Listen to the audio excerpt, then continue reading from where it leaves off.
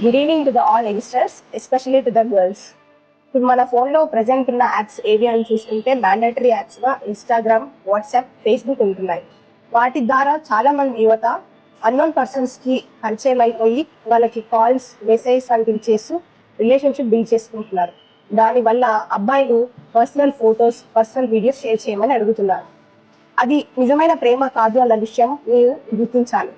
ఇదే కాకుండా ఫినాన్షియల్గా వాళ్ళు చాలా మిమ్మల్ని ఇబ్బంది పెడుతూ ఉంటారు. తర్వాత వాళ్ళ అవసరం తీరిపోతే ఐదర్ బ్లాక్ చేయడం లేదా బ్లాక్మెయిల్ చేయడం మొదలు పెడతారు.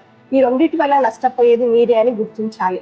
ఏపీహెచ్బిలో ప్రజెంట్ చాలా మంది మాకు రెగ్యులర్గా రిపోర్ట్ అయ్యే కేసెస్ ఏంటంటే, madam so and so photos and videos వాళ్ళతో ఉన్నాయి, మమ్మల్ని బ్లాక్మెయిల్ చేస్తున్నారు, మేడం ప్రేమ పేరుతో మా దగ్గర డబ్బులు తీసుకున్నారు, మేము ఈఎంఐలు కట్టుకోలేక బాధపడుతున్నాము అని చెప్పేసి రెగ్యులర్గా డైలీ మనకి 2-3 కేసెస్ వస్తూ ఉంటాయి.